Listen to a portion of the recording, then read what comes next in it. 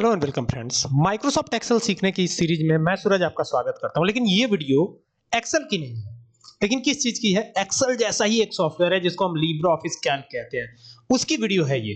तो ओपन करते हैं ना लिब्रे ऑफिस कैल्क को। ये लिब्रे ऑफिस कैल्क ओपन हो गया है, देख सकते हैं। यहां पर हमें एक न्यू फाइल ले लेनी है और इसी पर मैं आपको समझाने वाला हूं कुछ चीजें। अब यहां से देखिए, ये बहुत सारी चीजें नजर आएंगी। हमें जाना कहां है? हमें जाना है कैल्क स्प्रेडशीट पर। यहां पे क्लिक कर दीजिएगा और जैसे ही क्लिक करेंगे एक नया सिनेरियो ऐसे आएगा और यहां से ओके कर दीजिएगा। अब जब आप ओके करते हैं ना, करना क्या है? यहां पे देखिए बहुत सारे प्रोडक्ट्स पर क्या है, कमीशन मिलता है। ठीक है, अब कमीशन कैसे कैसे मिलता है समझना पड़ेगा। ठीक है, कमीशन ऐसे मिलता है ना कि बहुत सारे प्रोडक्ट है। ठीक है, आप समझिएगा, पूरा डिटेल आपको बताता हूं। बहुत सारे प्रोडक्ट हैं, ठीक है, या फिर यूं समझिए कि बहुत सारे एम्प्लॉय हैं। एम्प्लॉय पे ज्यादा ये सटीक बैठेगा, तो यहां पे मैं कर देता हूं एम्प्लॉय कोड, ईएम कोड। ये लिख दिया ईएम कोड, तो इसका मतलब हो गया एम्प्लॉय कोड, है ना। तो यहां पे लिख दिया है एम्प्लॉय कोड। अब एम्प्लॉय कोड यहां पर कैसे हम लेके आएंगे? देखिए एक्सेल जैसा ही ये सॉफ्टवेयर है, देख सकते हैं ना, बिल्कुल एक्सेल से अलग नहीं है। रो और कॉलम इसमें भी बना हुआ है, एक्सटेंशन अलग है।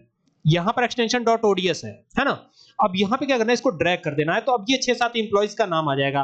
अब यहां पे क्या करेंगे, यहां पे हम जो है एम्प्लॉय की सैलरी दे देंगे, चाहे तो नेम भी दे सकते हैं, लेकिन चलिए हम डायरेक्टली यहां पे क्या देते हैं, सैलरी दे देते हैं। तो ये दे दिया हमने सैलरी, ठीक है। अब मान लीजिए एम्प्लॉय कोड 1 है, तो जिनका एम्प्लॉय कोड 1 है उनकी सैलरी कितनी है? उनकी सैलरी है 22,000, तो ये हमने डाल दिया 22,000। इसके बाद जो एम्प्लॉय कोड 2 है उसका है 25,000, है ना, तो ये हो गया 25,000। इसके बाद जो एम्प्लॉय कोड 3 है उसका है 27,000, तो ये हो गया 27,000। उसके बाद नेक्स्ट वाले का है सपोज कीजिए 18,000, तो ये हो गया 18,000।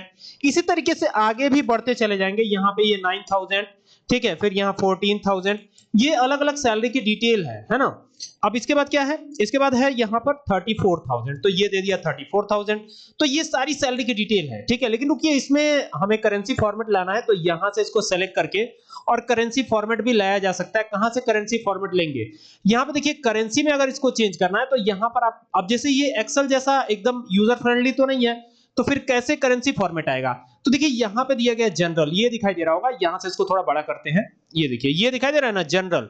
तो यहां पे चलेंगे और यहां पे क्या करेंगे, करेंसी कर देंगे। तो देखिए ये इंडियन रुपीस फॉर्मेट में आ गया, देख रहे हैं, ये इंडियन रुपीस फॉर्मेट में आ गया। अब यहां पे बात कर लेते हैं इंक्रीमेंट की, यहां पे नहीं बल्कि यहां पे बात कर लेते हैं, या कहीं पर भी यहीं पे लिख लेते हैं इंक्रीमेंट।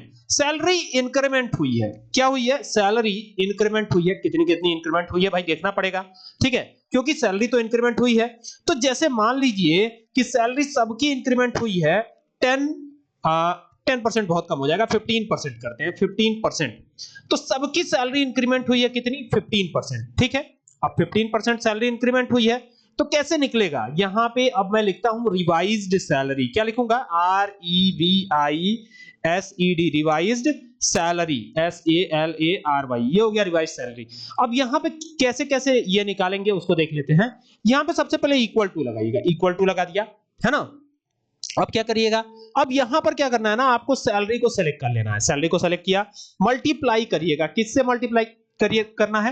मल्टीप्लाई करना है इसको, इससे, ये जो इंक्रीमेंट है ना, इससे। अब जैसे मल्टीप्लाई करके एंटर करेंगे यहां पे आ जाएगा। लेकिन जैसे ही आप इसको ड्रैग करेंगे ना, ये देखिए ये ड्रैग किया हमने, तो आप देखेंगे कि यहां पे सब जीरो हो जा रहा है। तो यहां पे हम मिक्स्ड सेल रेफरेंस का एग्जांपल ले सकते हैं। तो यहां पे जैसे 2 को हम फ्रीज कर देंगे, यानी 2 को फिक्स करेंगे, यानी इसे बनाएंगे मिक्स्ड सेल एड्रेस। तो ये देखिए ये मिक्स्ड सेल एड्रेस बन गया है, देख सकते हैं। अब आप एंटर कर दीजिए और एंटर करके यहां से इसको ड्रैग कीजिए, ये देख रहे हैं, ये ड्रैग कर दिया हमने। और आप ड्रैग करेंगे तो देखेंगे कि ये कुछ इस तरीके से बनकर के तैयार हो जाएगा, देख रहे हैं। अब ये सबकी सैलरी रिवाइज हो गई, देख रहे हैं, ये सबकी सैलरी रिवाइज हुई, मींस आपको ये पता चला कि किसकी कितनी सैलरी इंक्रीमेंट हुई है। जैसे इनकी सैलरी 22,000 है, तो इनका 3,300 इंक्रीमेंट हुआ है, इनकी 25,000 है। जाहिर सी बात है 25,000 ज्यादा है ना 22,000 से, तो इनकी ज्यादा ही इंक्रीमेंट हुई होगी। तो 3750 रुपए इंक्रीमेंट हो गई। यहाँ पे 27,000 है, तो इनकी 4,050 रुपए इंक्रीमेंट हुई है। इनकी थोड़ी कम होगी क्योंकि 18,000 है, तो यहाँ पे देखिए 2700 इंक्रीमेंट हुआ। इनका 9,000 था तो 1,350 इंक्रीमेंट हुआ है। इनका 14,000 था तो 2,100 इंक्रीमेंट हुआ है। इनका 34,000 था तो 5,100 इंक्रीमेंट हुआ है। सबका 15% हुआ है, लेकिन उसके हिसाब से सारा डिटेल यहाँ पे कैलकुलेट, ठीक है।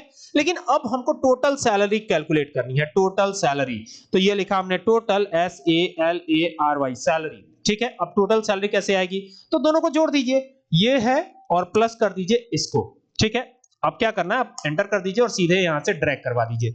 और ये हम एक्सेल पे नहीं कर रहे हैं, ये लिब्रा ऑफिस कैल्क है, ठीक है। और ये देखिए ये टोटल सैलरी आ गई, देख रहे हैं कितना आसान है ये करना। आई होप कि आपको समझ में आई होगी बात कि ये कैसे कैसे करना है। बहुत ही जबरदस्त है, बहुत ही आसान है, ठीक है। देखिए यहाँ पर ये, इसे मैंने हाईलाइट भी कर दिया, ये रिवाइज सैलरी है, इसको एक डिफरेंट कलर से हाईलाइट करता हूं।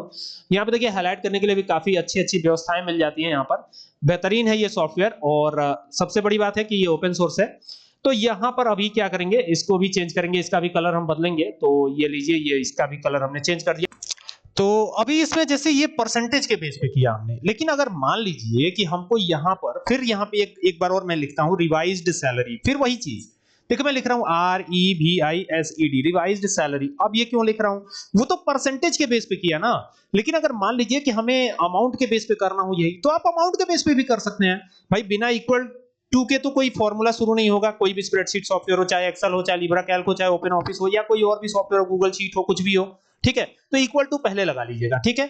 जैसे इक्वल टू लगाते हैं तो अब आपको क्या करना है, पुरानी सैलरी को सेलेक्ट करना है। पुरानी सैलरी को सेलेक्ट किया, अब क्या करेंगे, पुरानी सैलरी को सेलेक्ट करके अब आप जैसे यहां पर तो मल्टीप्लाई कर रहे थे, लेकिन अब यहां पे क्या करेंगे, यहां पे हम प्लस करेंगे।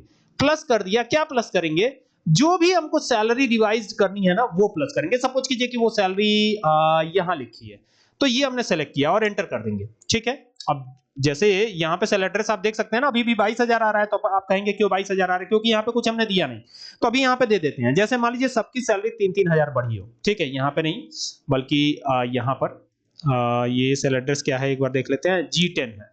तो ये G1 G2 G3 G4 G पता चलता रहे, तो ये G10 है। और 3,000 से सबकी सैलरी इंक्रीमेंट हुई है, मतलब सबकी सैलरी 3,000 ही बढ़ी है, ठीक है। अब जो बढ़ी हुई सैलरी है उसको यहीं पे लिख देते हैं, कोई दिक्कत नहीं है। टोटल सैलरी यहाँ पे अब सैलरी कैलकुलेट करेंगे, तो ये तो रिवाइज सैलरी हो गई, ठीक है। अब यहाँ पे इसको ड्रैग करते हैं, ड्रैग करेंगे तो देखिए यहाँ पर ये सबकी सैलरी कितनी कितनी इंक्रीज हुई है वो आ गया अमाउंट। यानी ये वाला जो अमाउंट था जो कि परसेंटेज के हिसाब से आ रहा था, वही आप अमाउंट के हिसाब से भी कैलकुलेट कर सकते हैं, है ना। देखिए यहाँ पे अमाउंट के हिसाब से भी कैलकुलेट हो रहा है, ये देखिए ये अमाउंट के हिसाब से कैलकुलेट हो रहा है। लेकिन अब दिक्कत हमारे साथ है, दिक्कत क्या है वो समझिएगा।